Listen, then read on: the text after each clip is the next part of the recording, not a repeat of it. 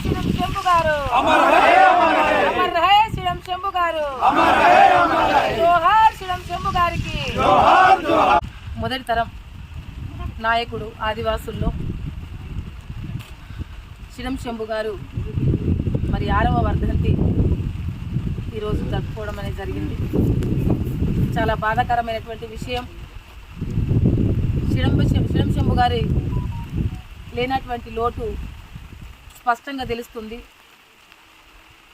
ప్రతి ఒక్క సమస్యలో నేనున్నానంటూ ఈ ప్రాంతం అంతా కూడా ఈ ప్రాంత వాసులతోటి ఈ ప్రాంత సమస్యలను, ఆదివాసీ సమస్యలను గల్లీ నుండి ఢిల్లీ వరకు తీసుకెళ్ళి ఇక్కడ ఉన్నటువంటి అధికారులతో కావచ్చు, నాయకులతో కావచ్చు సమస్య పరిష్కారం కొరకు ఉద్యమాలు చేస్తూ మాట్లాడుతూ అందరినీ కలుపుకొని ఉండేటువంటి ఒక గొప్ప నాయకుడు ఈరోజు మా మధ్యలో లేకపోవడం, నిజంగా ఆ నాయకుడే ఈరోజు ఉంటే ఇంకా ఈ మా ఆదివాసీ ఈ ప్రాంతాలన్నీ కూడా ఇంకెక్కువ అభివృద్ధి అవుతుండేనేమో. నిజంగా అందరితో పరిచయస్తుడైనటువంటి ఒక నాయకుడు మా మధ్యలో లేకపోవడం, ఒక మంచి నాయకుడిని మా సమాజం కోల్పోయింది, ఈ ప్రాంతం అంతా కూడా కోల్పోవడం అనేది జరిగింది.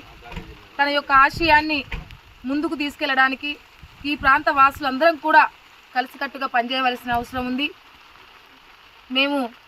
నేను ఒక విషయం ఏంటంటే, కాంగ్రెస్ ప్రభుత్వానికి కూడా నేను కూడా నా వంతుగా విన్నవించడానికి సిద్ధంగా ఉన్నాను.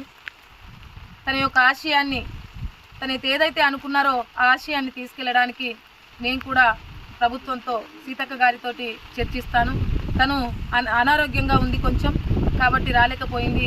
మేము శ్రీరం శంభు గారి వర్ధంతి ఉందక్క అని చెప్తే, అయ్యో అవునా నేను కూడా వస్తుంటి అనేటువంటి విషయాన్ని కూడా చెప్పారు. కానీ కాకపోతే తనకి ఎక్కువ జ్వరం ఉంది, 4 రోజుల నుంచి కూడా జ్వరంతో ఉండడం వల్ల తను రాలేకపోయింది. లేకపోతే ఈ ఏరియాకు వచ్చేదే తను తప్పకుండా ఒకరోజు రావాలనేటువంటి ఆలోచనలో ఉండే. నేను తప్పకుండా ఈ శ్రీరం శంభు గారి ఆలోచన విధానాన్ని కూడా సీతక్క గారికి చెప్తాను.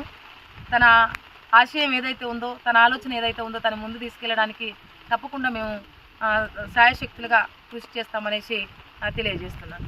శ్రీరం శంభు గారి ఆశయాలను